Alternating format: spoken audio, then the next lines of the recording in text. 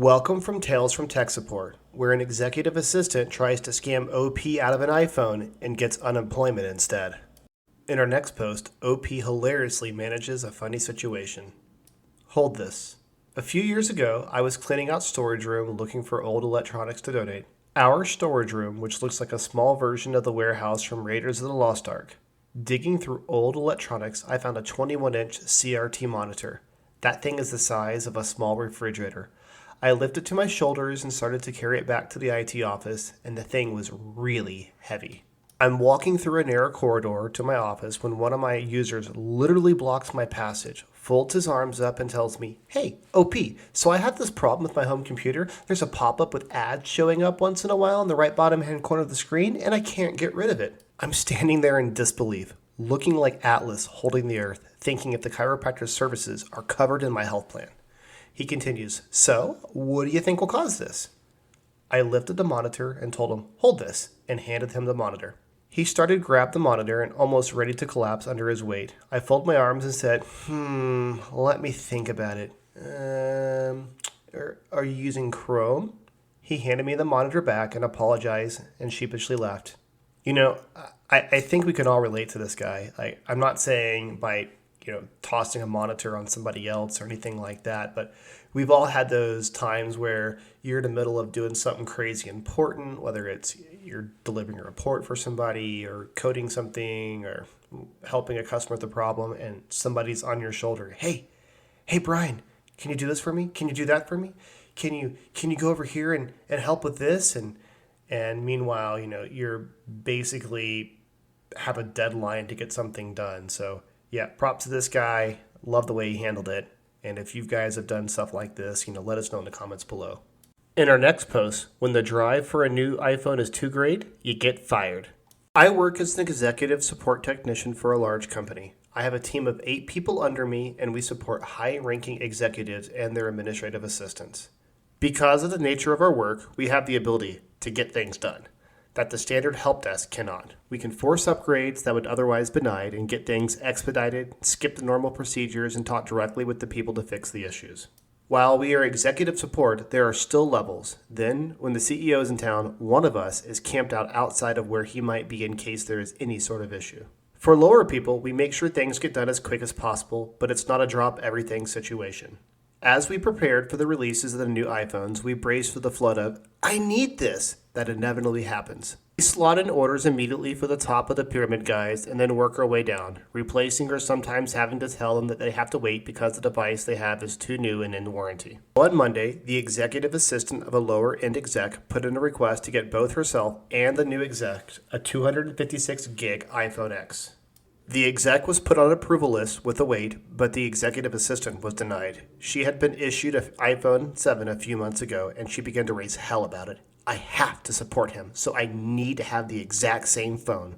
You know the drill. Still, we denied her request. On Tuesday, I get a ticket from the executive assistant. iPhone will not turn on. Require replacement. With attached ticket for the iPhone X request. I sent some of my drones out to investigate, and I immediately get a text saying that I have to get out there. I get out there, and the iPhone is wet. Not just wet, but dripping wet. Like just pulled out of a glass of water, wet, with a screen that was heavily cracked.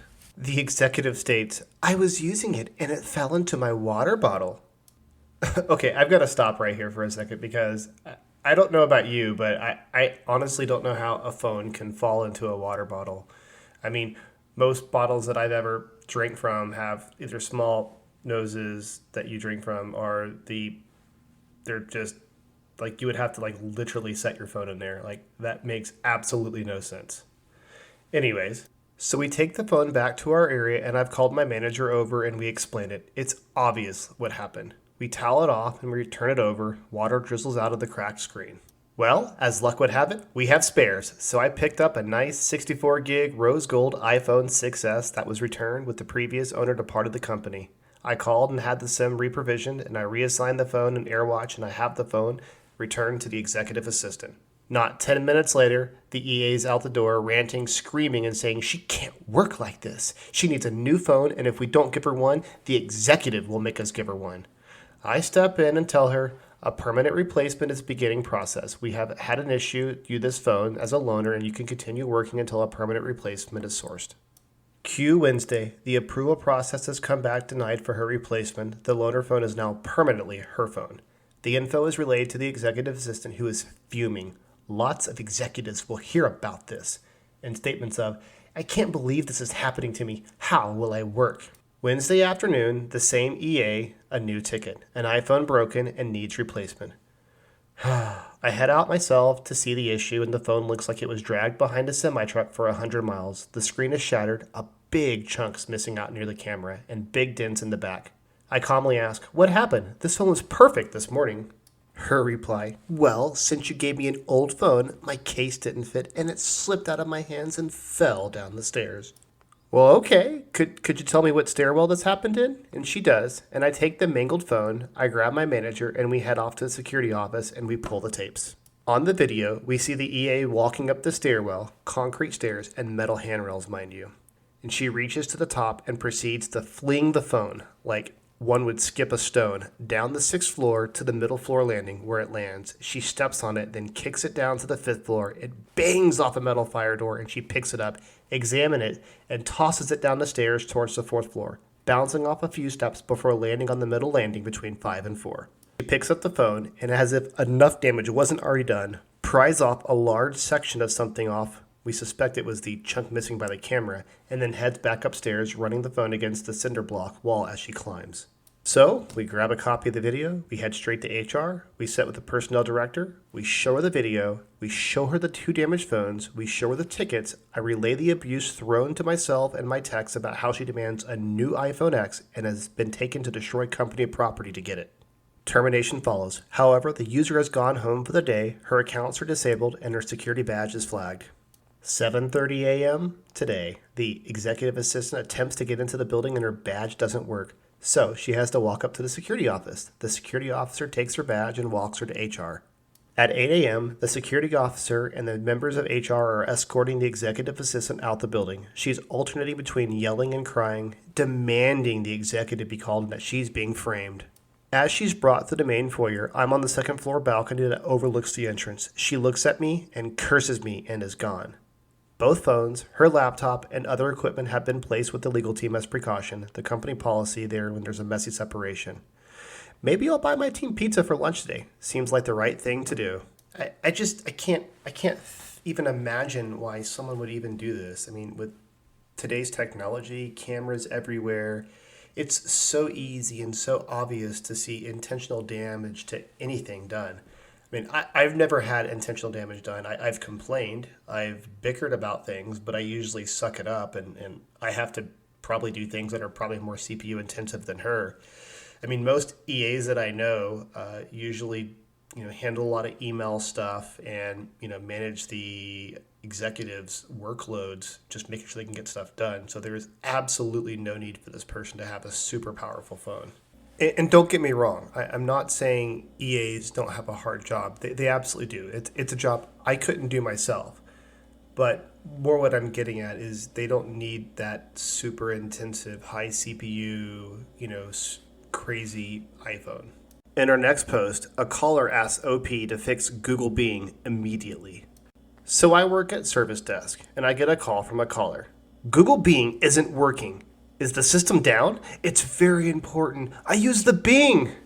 Note, the caller actually said the Bing. I'm sorry, can you confirm which system you're referring to, as I'm unfamiliar with that? The caller responds, Google Bing! Really? How can you not know this? Ma'am, Google Bing is not a system we support out of hours nor in hours. This sounds like a mashup between 2 different search engines. What exactly is happening? I need Google Bing to do my job. This is unacceptable. I can't find Google Bing anywhere on my PC. How dare you remove this? I need you to fix Google Bing immediately. May I remote in to take a look? I spent 5 minutes setting up the remote connection with the customer. It turns out the caller had a shortcut on her desktop called Google Bing. This opened the Bing search homepage in Google Chrome. Ugh. She accidentally changed the name of the shortcut from Google Bing to something else and hence could not find it. Okay, that's been renamed, so now you're good to go. And then she says, next time, don't mess around with my computer. I know you guys changed this. I'm not stupid. I have a certificate and proficiency in computering. All right, thanks for calling. Note, she actually said computering. You know, when I think about calls like this is exactly some of the reasons why like tech support can be just the most awful place to work in. You can fix their issue, you can do what they need to do, struggle through incompetence and issues, and they still want to treat you like crap.